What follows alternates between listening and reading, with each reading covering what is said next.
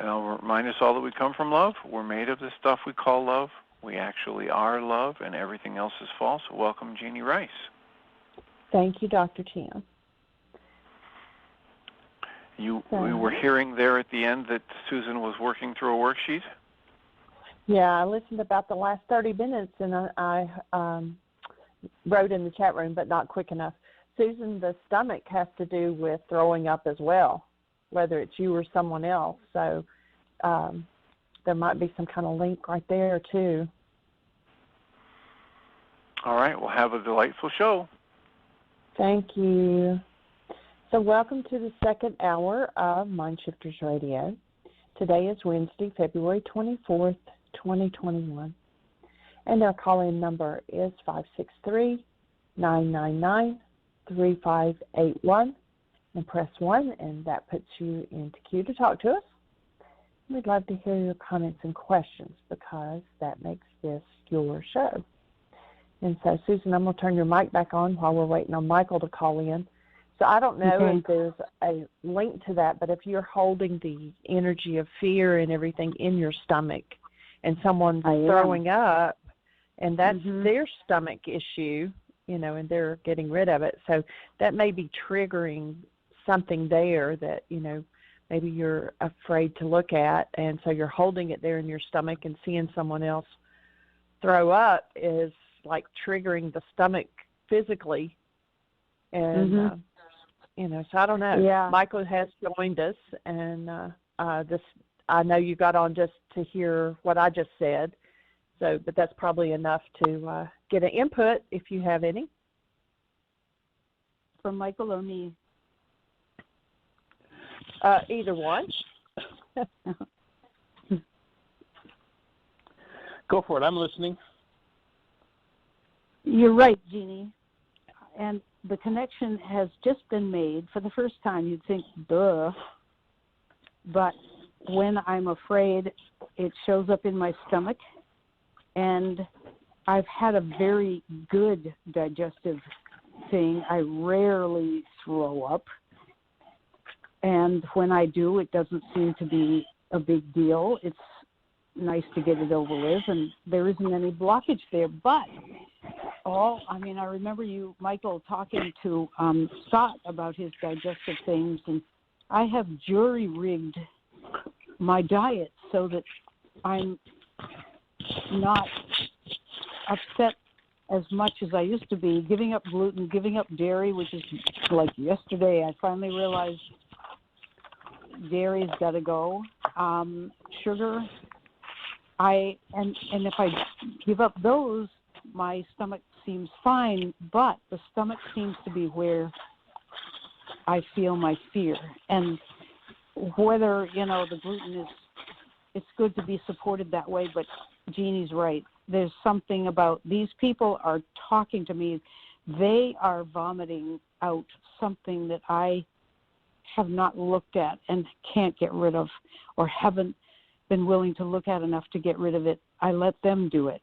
And seeing them do it scares me, but I don't go any further than that. Really, the worksheet Dr. Tim did with me, and what you just said, Jeanie, it's like things are knitting together here. Awesome. Making sense. Sweet. It is. How good it I have is. to give that up, though. Yeah, a different kind of sweet. Nothing like the opportunities to release our diseases, to forgive and remove our disease energies. Right. There are so many connections. I've got a Hydra, sheet going with, worksheet on this, worksheet on that. We don't have to do them now. I mean, this is just my agenda for the next few days. It's been very good. Awesome. Yeah. Well, breathing with Michael, you as you do it. Yes, ma'am. Thanks. I have a whole nother thing. I was not going to bring this up because I think I found my way around it. Those 5 somethings you gave me, ending up with horny. The first 4. 5H relationship. I really like the first 4 and feel as if I'm doing them. I have absolutely no desire to be horny anymore in my life. And I'm thinking that that's not really what you're driving at. Because you talk against the romantic idea of love and sexual gymnastics, which I picture that's what horny is. What you're talking about is a genuine, loving connection, a physical that might manifest physically with my spouse. I can accept that, but I've spent 2 days being mad, knowing I had no reason to be mad at you for using that word. And I even wanted to say, Jeanie would never have used that word. I even going to put a wedge between you and Jeanie and say, Jeanie wouldn't use that word. Now, do you use that word? It begins with H, so it's very handy. But is there another word we could put in there?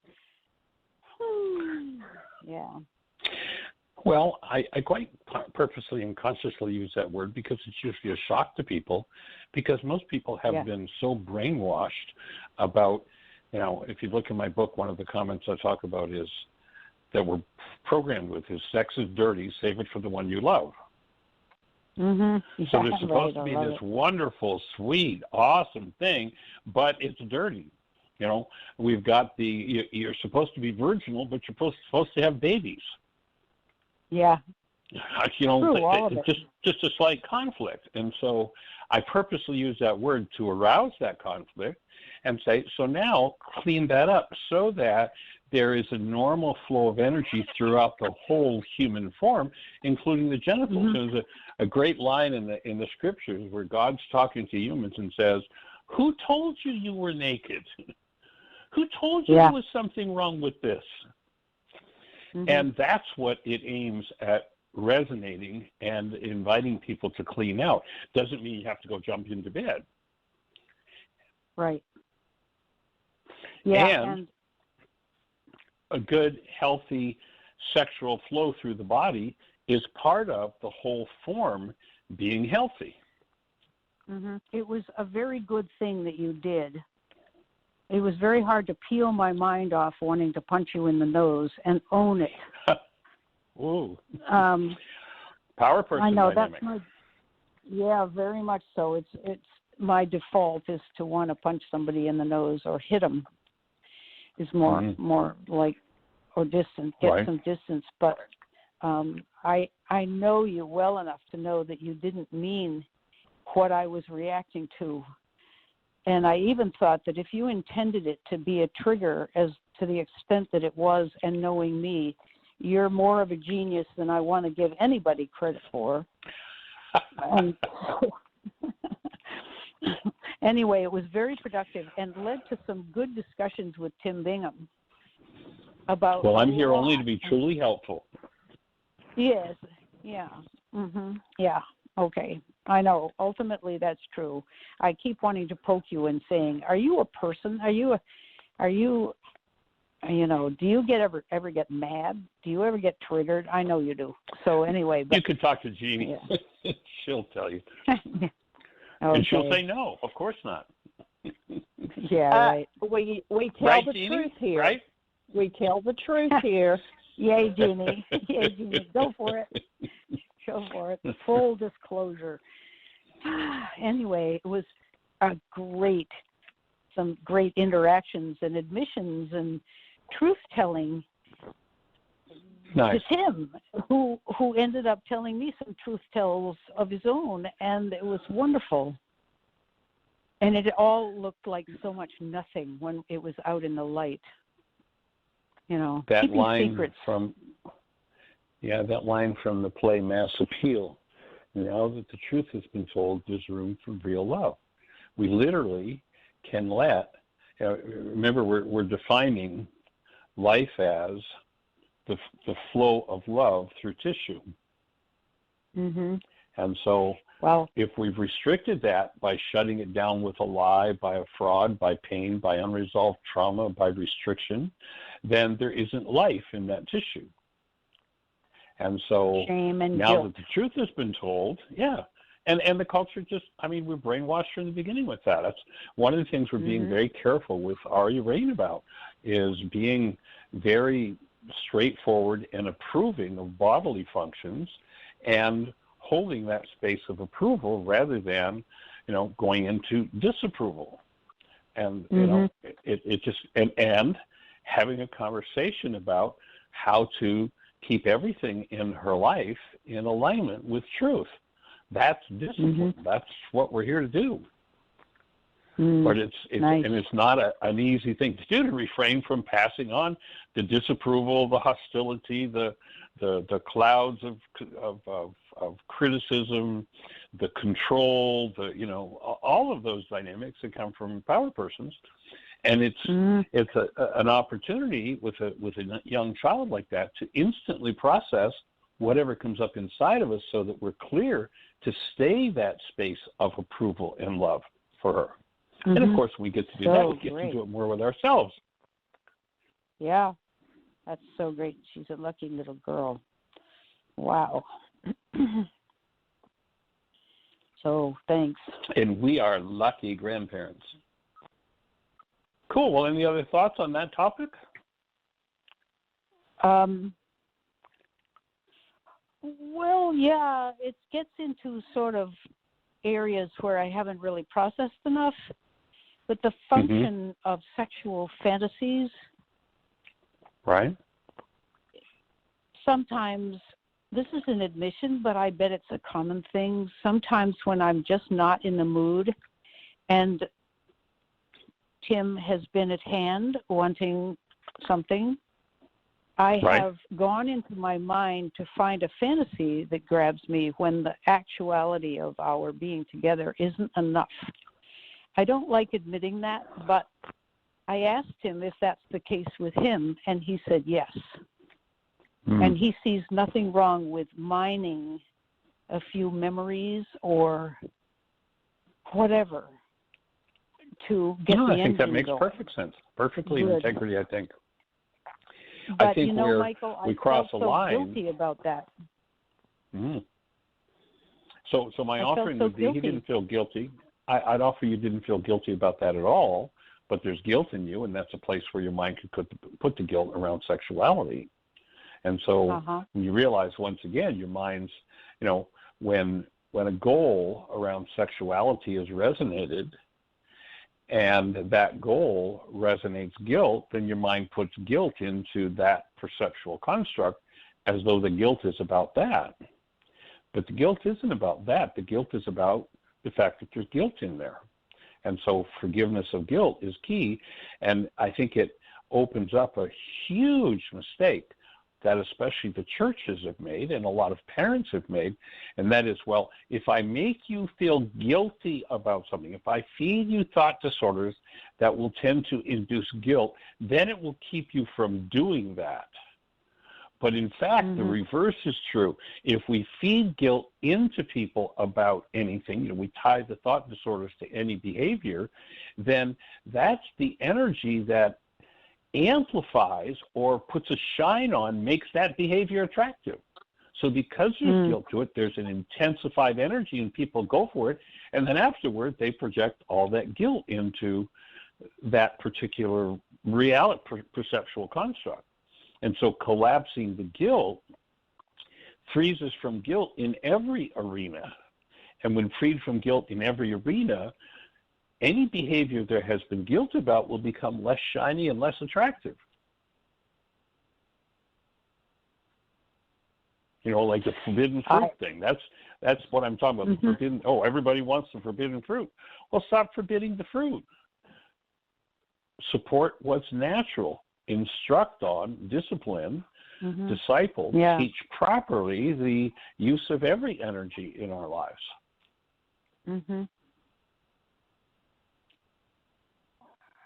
Wow, this is really stirring up a lot of awarenesses about how I have in my mind that if I am not fully present with the person I'm with and focusing on them specifically throughout, then I'm not really loving them. Whereas you're saying to corral an old fantasy and drag it in to get the engines running is perfectly okay, then I can return to the scene without guilt. I have a lot of guilt around that. Yeah. Well, my offering, when I said that, corralling an old fantasy, I mean, if within your intimate relationship, you know, you can go back to a time when, wow, it was really hot and heavy, and it's not so hot and heavy now. So I can go back and corral that fantasy and use that to, as you say, rev the engines. I think that's perfectly appropriate. I'm not suggesting, and as I've heard therapists do in the past, well, go out and think about the latest movie star that, you know, you're attracted to their buns, and think about, now that fantasy, entering another person's sexual space where there is not permission to and there's not relationship, I think is a great violation of the energy field and the energy system. And you'll remember when we did the hands-on energy field work in the intensive, that's a real clear discussion of, if you're not 100% in integrity, you don't put your hands on anybody, and you don't put your mind into anybody's intimate space that you're not invited to with permission enter, period. It's just, you know, that to me is a violation of the energy system. And of course, we live in a culture, both men and women, more men than women, that it's okay to fantasize about, you know, the movie star or the, you know, the beach babe or whatever. And if we've been brainwashed with that, which, you know, as a kid that was part of the culture I was brought up in, and it took me some work and a time period when I realized that was a violation.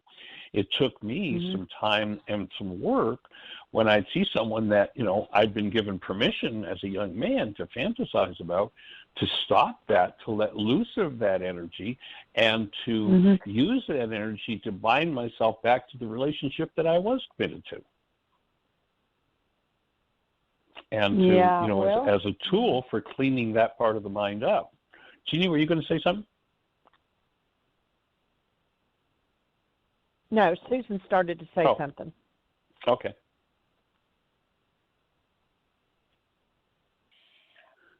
Just that I'm going back into needing to do a lot of processing, because when I talked to Tim about fantasizing, it wasn't necessarily about us.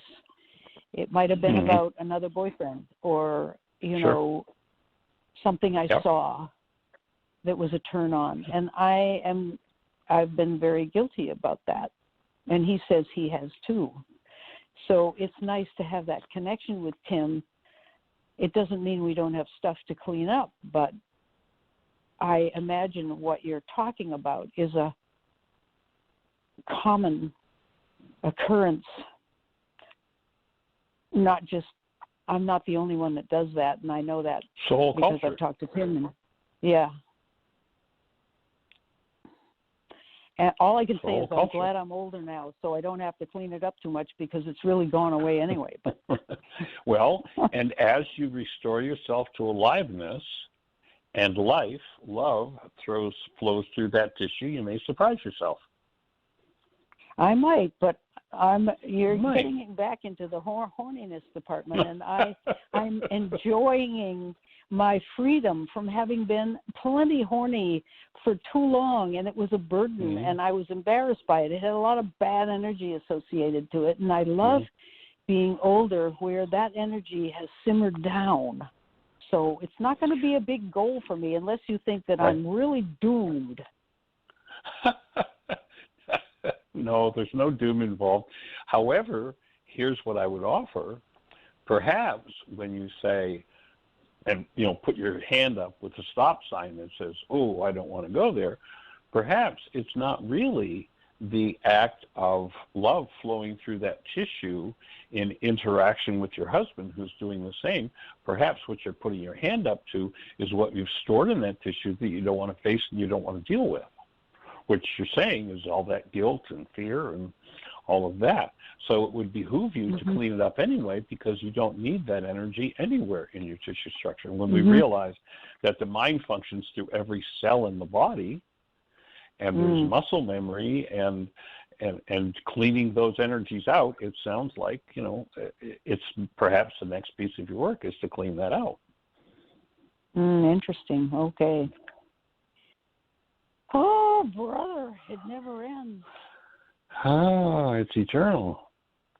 when you start to realize that we're designed for eternal life, to live in an absolutely awesomely vast universe, then as we open all the channels that love can come from, and I mean being can come from and come through our structure, when we're living in a 9-bit mind and what has been at least estimated as perhaps being a 20 trillion bit universe, who knows what's to open yet? The ancient scripture said the mind of man is not yet conceived of what lies in store.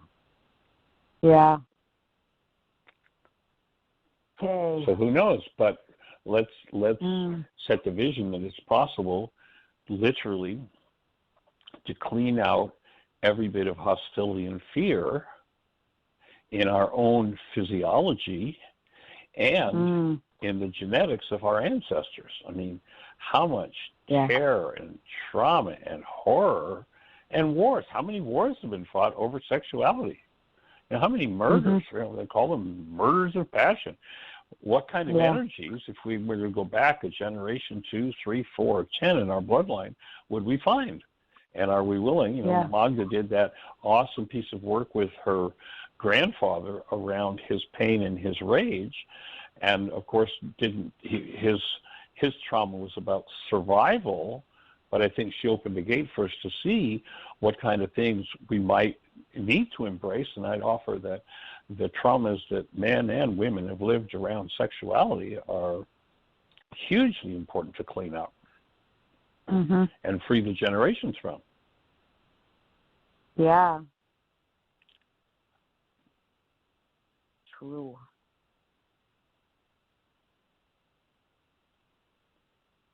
So you absolutely have my support. Well, I'm not going to start today, Michael. I already did a whole bunch of worksheets today.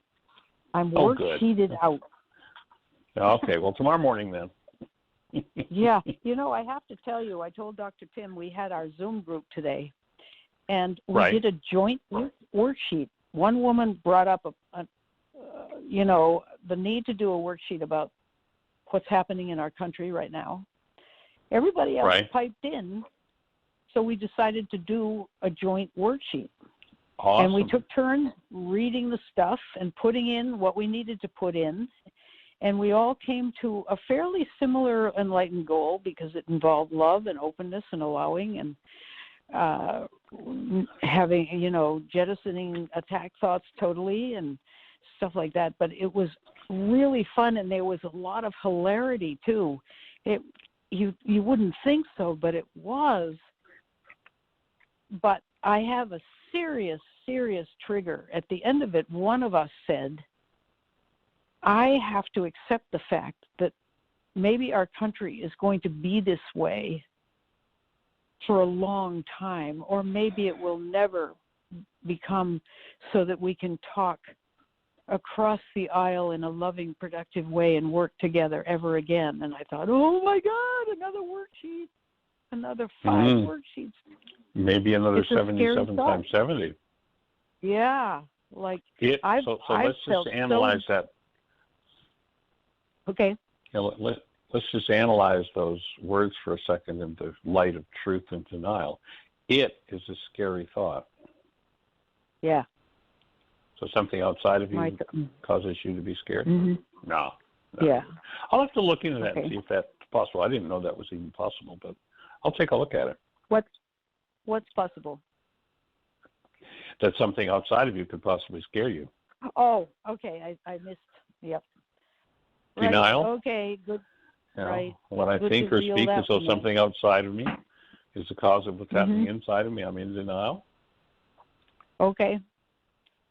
And our section of reading from the book is the evidential mind, and so that's a perfect segue into what we're going to read from Why Is This Happening to Me Again? Because when I say to the mind, when I speak in terms of denial, it made me angry, I just gave my unconscious mind a set of instructions. Mind, generate a perceptual construct that shows me that out there causes fear in here. And so my mind is going to follow the evidence, provide me with the evidence I asked for, and I'm going to see a picture in my mind, which I think is a picture of what's happening out there instead of realizing it's a picture of what's happening here, that shows me the evidence that it is the cause of my fear. Yeah. When I shift my language to, wow, now that thought really brings up fear for me. Yeah. Then I've given my mind a different set of instructions. Mind, there's terror, there's fear in me, and this is the trigger for it, so show me the root of my fear. Now that I can catch that little sucker by the neck, I can pick it up and throw it out instead of be lost in it. Right. Good. And I hear you, because it's pretty bizarre right now. The whole culture is just gone berserk. And, I think that it's time, my take is that a certain man who was in Washington for a certain time period resonated some of the deepest, darkest underbelly of America. And now it's out in the open. There are people who will do their work around that, and that may be our saving grace. That may be our salvation. The fact that it's opened, you look at how violent our society has been for so long without it ever being that open, with racism and white supremacy and authoritarianism and nepotism and theft and crimes left, right, and center, out in the open. And the people who are in resonance with that and think that's okay, and the kind of language and the kind of behavior being done is okay, then that's a perfect space for that to open and people to step back. We've been talking about in the intensive, become the thinker apart from their thoughts, the feeler apart from their feelings, the actor apart from their actions, to step back and go, oh my God, I'm designed to be love, and look what I'm supporting. I need to look into my unconscious to see what's going on there and clean it up. If we can open the space for that to happen, then this whole thing is going to be one of the greatest gifts the world has ever been given. If we close it down, it has the potential to be one of the greatest tragedies the world will ever experience, or a repeat of a tragedy that's happened many times. Right. So I join you in making a healing So opportunity. there's an echo, so I'm going to put myself on mute, because Tim and I are in the same room and it's echoing. So. Okay, well, thank you for your input and your thoughts and your questions, and we hold the space and see you just rocking on. And Miss Jeanie, do we have anybody else out there in the phone queue with a hand up, or anything else happening in the chat room before we turn to the book? We do have a hand up, and it's 843. You're on the air. Is this Grace? Welcome, young lady. How are you today? Are you with us, Grace? Are you mute challenged, Grace? Need to undo your mute button?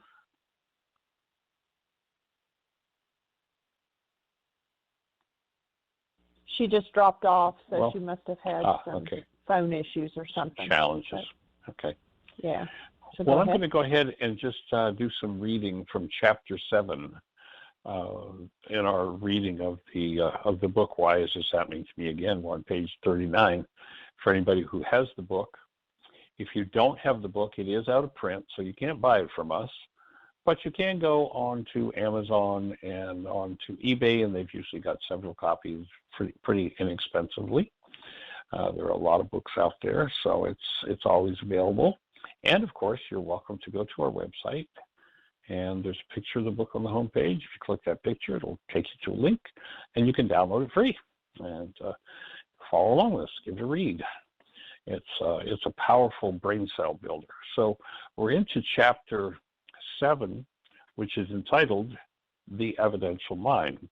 We just finished having a conversation with Richard about what is reality, and we distinguish between reality and actuality, realizing that actuality is the actual world that we live in, and reality is a perceptual construct in any given mind. So if we have two people observing an event in the actual world, there will be an actuality, and then there'll be two realities. If we had 7 billion people observing the same event, there'll be one actuality, and there'll be 7 billion realities, 7 billion perceptual constructs. And our perceptual constructs are always evidential, which means they're kind of permission-based. And they're directed, in particular, by the language that we use. So that's kind of the foundation point as we start into this chapter on page 39. So we went on in our discussion exploring the evidential mind. Richard experienced his relationships with almost everyone as unpredictable and threatening his power.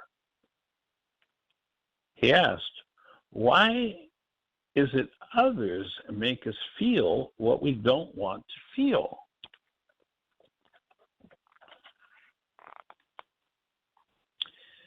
I offer him the thought, the mind can only give you information supported by your internal reality structure. If your core belief is, I'm powerless and get attacked by women, and he's explained to us before that that's kind of the story of his life, your mind must process your experiences with women in a way that matches that reality. Any information not in sync with that belief is blocked, I answered. We discussed the idea that the mind is an evidential device and can access only the information one is willing to see. It then uses that information for building its realities, which are the mind's picture of actuality. When truthful information is blocked, it is impossible to build an accurate reality. If truth is not allowed, the mind cannot reflect the truth. Now, when you realize this idea of this definition of denial, and our definition is when I think or speak as though something outside of me is the cause of something that's going on inside of me, I'm in denial. And every time I utilize that sort of language, my mind has to generate a lie. And in generating the lie, it has to cut me off from the truth. So, you've heard me say it several times. One of my favorite tongue-in-cheek lines in my workshops is, if you've been through it 87 different times with 42 different people, and you're the one that was there every time, sooner or later you've got to own that it's about you. And so if I keep telling myself the lie, you made me mad, you made me sad, it upset me, they disturbed me, that really pains me. Oh, when that happened, it hurt me so much. All of those things are lies. And the reason we can continue to believe that they're true is because our perceptual constructs are conformed to our language. And I only get to see the evidence that I've given my mind permission to show me.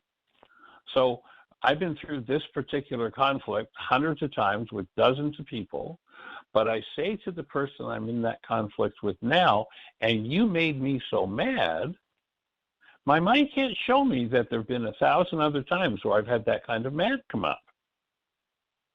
It can't show me the truth. It's going to cause me to be dissociated from that content. And when I'm dissociated, in order to dissociate, I have to push on that. I have to put energy into that particular set of brain cells in order to hide it from myself. Now that it's hidden from myself, my mind can't show me the truth that I'm a participant in this situation, and it shows me the lie that it's everybody else. The problem with that is at the same time I'm pushing down that energy and dissociating from it so I don't see it, is I'm literally adding energy to what's moving inside of me, which in this case is this anger.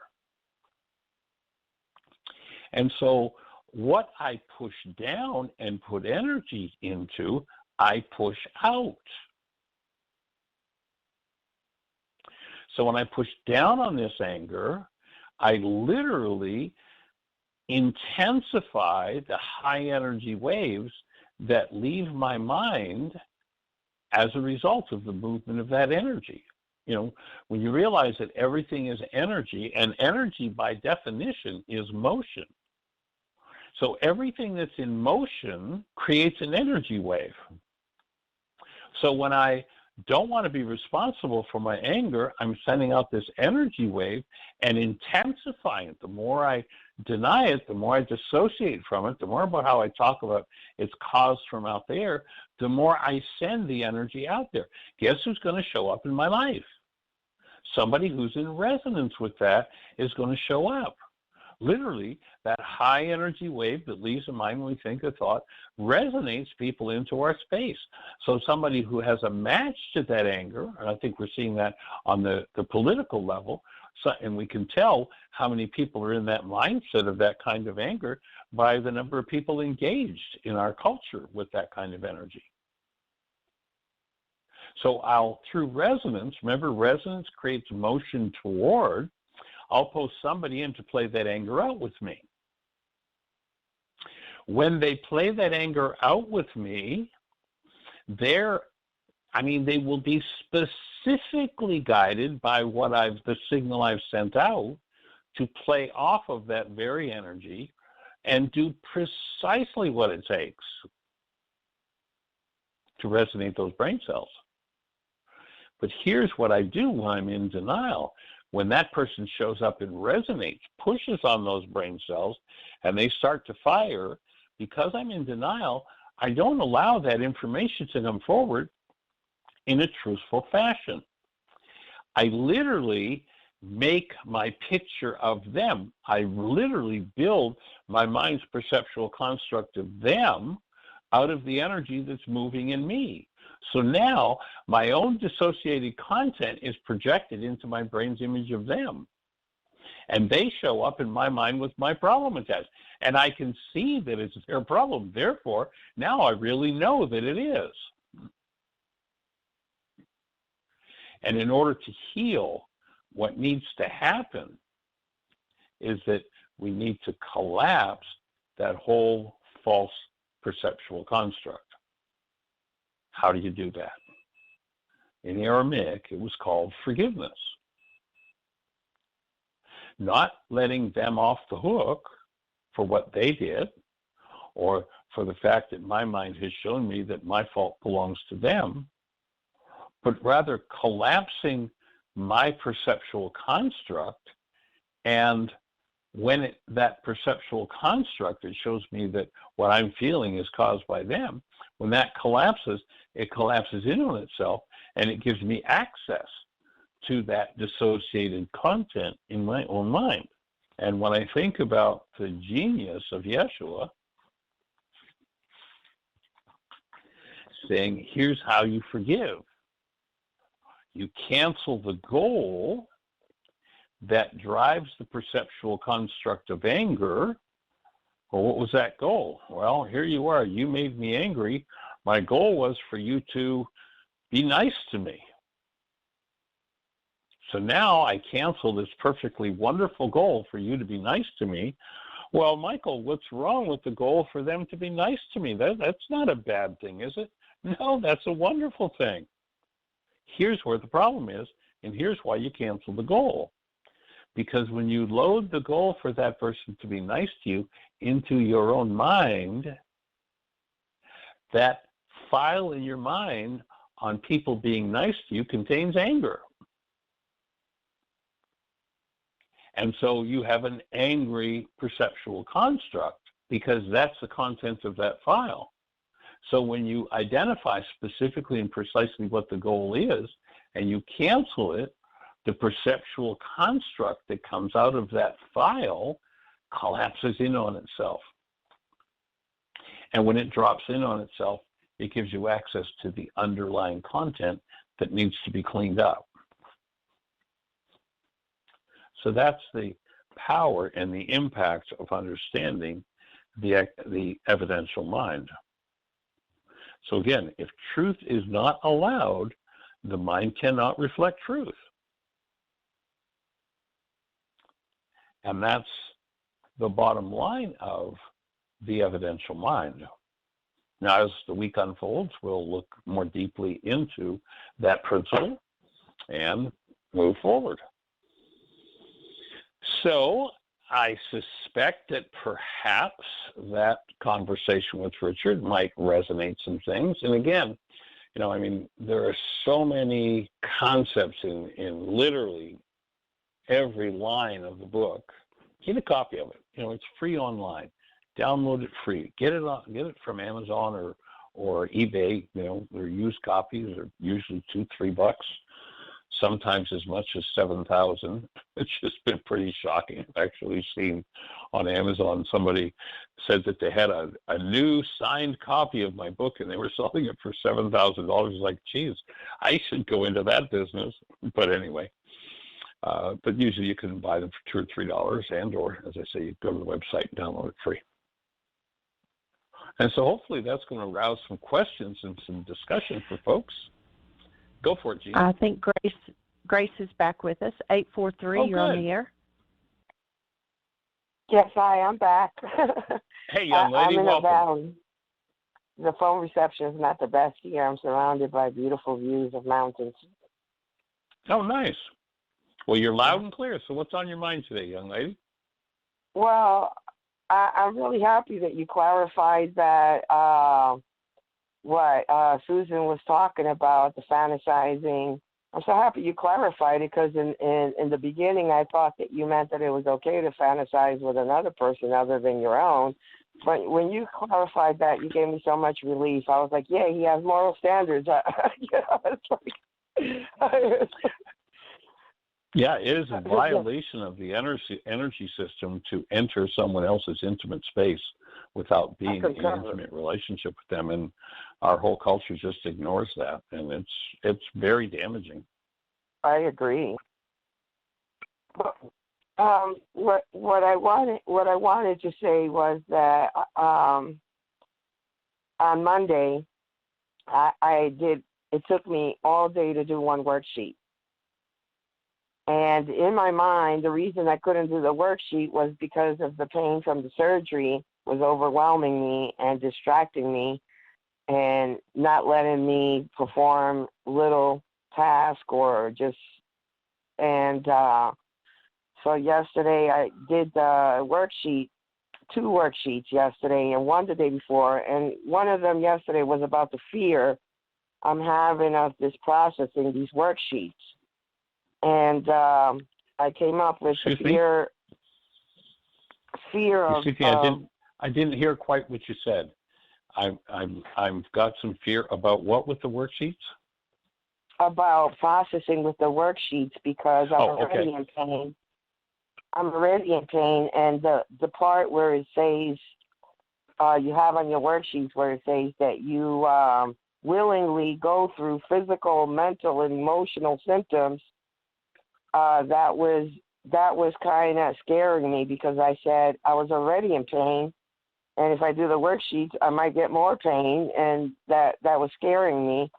But then I realized that I wasn't in fear because of the pain. The pain was an alarm of all the fear that I was filled with about so many things. Nice catch. And the worksheets are helping me dismantle the fear. But as I did the worksheet on the line D, where it says my feelings resonated by this situation, and then I put the fear, anger, confusion, and overwhelmed and despair. When I got down to the 5, then I had another incident come up of another situation and experience that I had. So the next worksheet, should it stem off the emotions, the next emotion I had, or should it stem off the next experience that came up for me? Well, I think that would be an individual choice.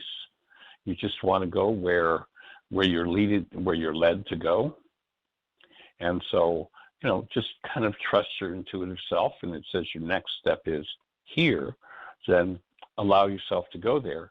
And notice that, as we just had a discussion with Susan, that your language is, and I'm in pain because of this surgery. I'm in pain because of this. I'm in pain because of that. And my offering would be that if you let yourself breathe into that, you might find that your willingness to embrace the root energy around your pain might just cause your pain to disappear, because your pain isn't about that. Now, certainly there are nerves when the body is violated, such as with the surgery, that are going to reflect back and say, hey, pay attention here, there's something to deal with, and that will feel like pain. But it sounds like you're adding an emotional dimension to it. And one of the things that I've found with pain is that if we allow ourselves, once we label something as pain, we tend to add an emotional component to it. Whereas if you can shift into, oh, I have a sensation in my body, all of a sudden a lot of the fear, maybe anger, a lot of the emotional energy around that sensation in my body comes from my mind. And when I start to let go of it and I just experience it, rather than labeling it as pain, which has all kinds of, negative, perhaps negative markers on it, if I can just take a breath and pay attention and go, oh, I have this sensation in my leg, I have this sensation in my back, then you can start to drain away a lot of the emotional component. And oftentimes pain will go almost to nil, pain that you're justified in having because of a physical interaction, like a surgery. A lot of that pain will oftentimes just totally disappear, or mostly disappear, because a lot of it is from our fear, and it's from the emotional component. So you might want to just give that a try and see what happens. I will. I also changed the doctor because I created the people being careless 3 times, setting my foot in a cast or a splint, totally crooked and causing me more pain, which I realized that was just more of an alarm for the fears within me. So, but I did change the doctor because I in the same token, I thought about what you said. Okay, so I go to another doctor, I'm taking the same energy with me if I don't process it. And, when you're doing a worksheet, I'd suggest you try letting go of the need to linger on any one step and just kind of let yourself move through the process. When you get to the feeling, you want to be with it and you want to feel it. When you're looking for the thought, you want to be clear and get in touch with what the thought is. But it doesn't have to be a long, drawn-out process. You can do the average worksheet in 10 minutes or less. Right. And sometimes because there was the fear to get more pain. Say again? My fear with the worksheets was to get more pain because it has to go out through the same way it came in. Right. And the willingness to be with the energy that's moving is a way to accelerate the release of the pain rather than generate more of it. Okay. So just breathe it out and feel it more. Don't put the label on it as pain and label it as a sensation and breathe through it. Yeah, just see what happens for you, see how that works. Yeah, I've had more comfort as opposed to the discomfort since I did the worksheet on it. Nice. Cool. Yeah, it tends to, the whole idea of the forgiveness is to process out and remove the trauma energy, and that's where our pain comes from. Yes. So nice work. I like that this sounds work like is you're conscious. gently. Well, you sound like you're gently easing into deeper and deeper process for yourself. So that's awesome. Thank you. What I love about your work is that the true nature of it is love, And another thing I love about your work is that it's conscious. It's not something that you're doing unconsciously, like going in a trance and somebody else is doing the work. We're actually doing the work ourselves, and I appreciate you and Jeanie. Thank you. Thank you. And, you're the only one that can clean up your energy field. I'm the only one that can clean up mine. We can join in support of each other and be of support. But, it's my willingness that opens my field for my healing, and yours that opens yours for your healing. So I appreciate and acknowledge your willingness. You've moved a lot in just a week or two. So that's pretty awesome.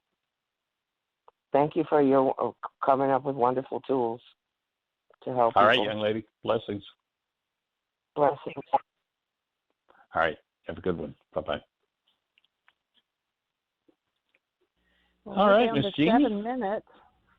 Oh, that was fast. Yeah. No hands are up, but. Well, there's all this conversation. I can't imagine there isn't somebody out there with a question. And so if you're out there in listener land, if you're in one of those stations where we can't see you, the call-in number of show is 563-999-3581. So if you call that number, you'll be listening to the show. And then if you push 1 on your phone, that will raise a hand in the control panel. And we really appreciate this technology that we've got that, we can have people from all over the country, literally from all over the globe, participating in this conversation.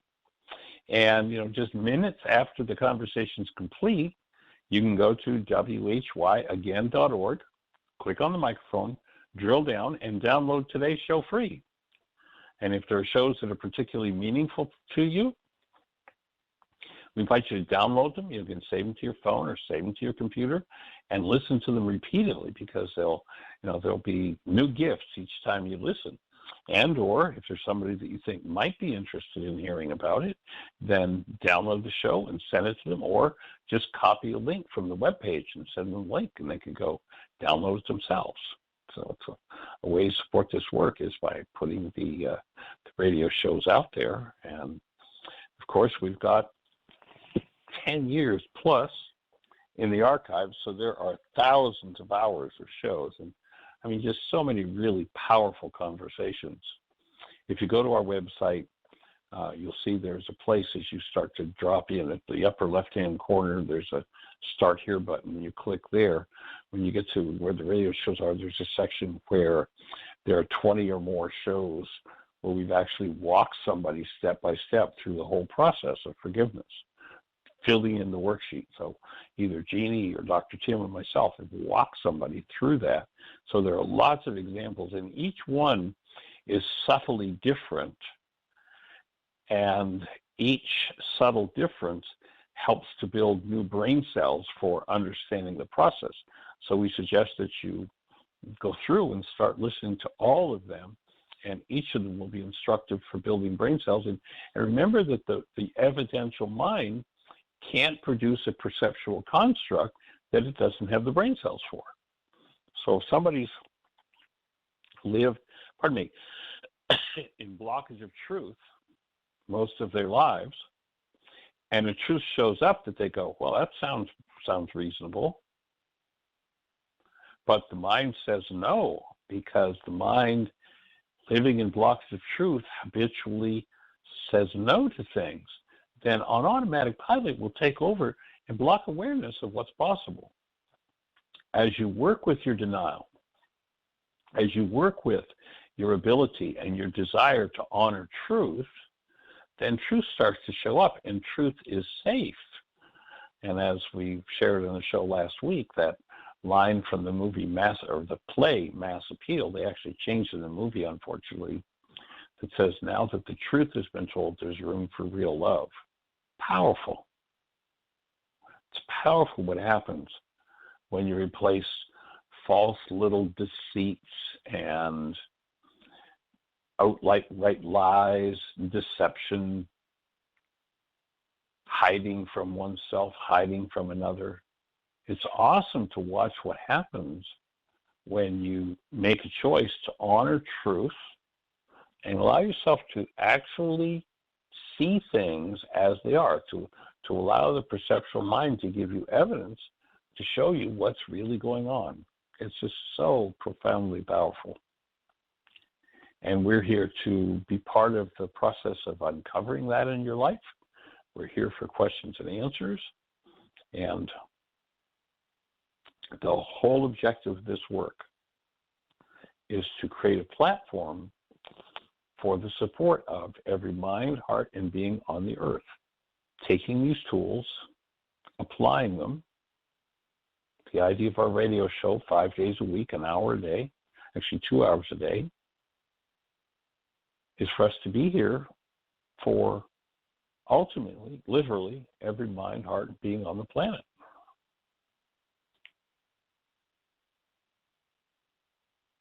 And we appreciate you being part of the conversation. You know, some of the ways you can support this work are making copies of the shows that are meaningful and passing them around to your friends, or maybe even your so-called enemies, family members. People build the brain cells and go, oh, that's what that means. You know, so often people have no real idea, but their intuitive mind gives them a little hint. And it's like, well, that, you know, that sounds interesting. I wonder where I need to go to find out more.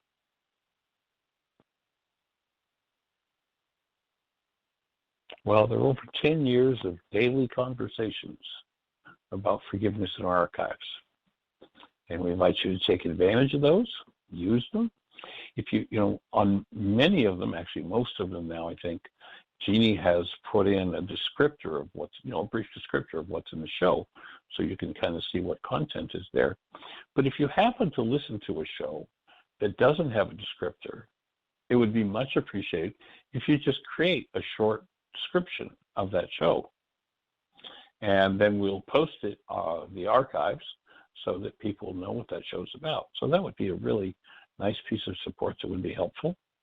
In the meantime, we'll hold a space for you to create the best year yet of your eternal life. It's an awesome gift to give the world. You have the power to give it, and the world has the need for it. And blessings. Bye-bye.